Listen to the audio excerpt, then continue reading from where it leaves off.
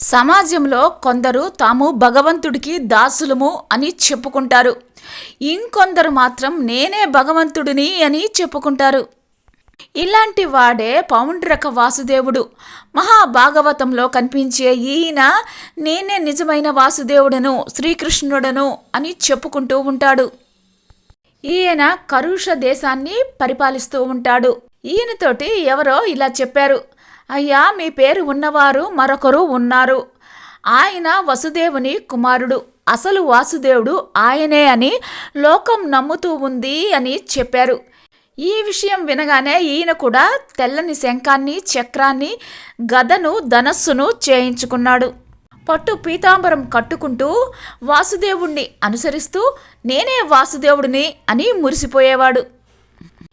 ఒకసారి రాయబారిని పిలిచి, నీవు వెళ్ళి ఆ శ్రీకృష్ణుడికి ఒక సందేశాన్ని చెప్పు అని లేఖ రాసి ఇచ్చి పంపించాడు.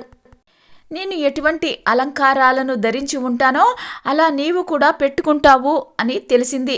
నాకు అర్థం కానిది ఒక్కటే, నాకు వాసుదేవుడు అనే పేరు ఉంది, నీకు ఉంది. దీనివలన ఇబ్బంది వస్తుంది. కాబట్టి నీ అంతటి నీవు మర్యాదగా ఈ చిహ్నాలన్నిటినీ వదిలిపెట్టేయాలి. వాసుదేవుడు అన్న పేరును కూడా వదిలిపెట్టేయాలి. లేకపోతే యుద్ధానికి వచ్చి నీ శరీరాన్ని మట్టు పెడతాను.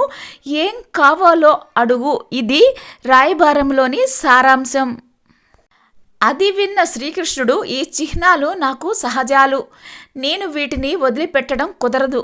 కాబట్టి యుద్ధానికి సిద్ధం, అక్కడే కలుసుకుందాం అని పంపించి వేశాడు. పౌండ్రక వాసుదేవుడికి కాశీరాజు కూడా మద్దతు తెలిపాడు. ఇద్దరూ కలిసి కృష్ణ పరమాత్మ మీద యుద్ధాన్ని మొదలుపెట్టారు. చివరికి పౌండ్రక వాసుదేవుడు కృష్ణుడి చేతిలో చనిపోయాడు. పౌండ్రక వాసుదేవునిలో తేజస్సు పైకి లేచి కృష్ణ పరమాత్మలో కలిసిపోయింది.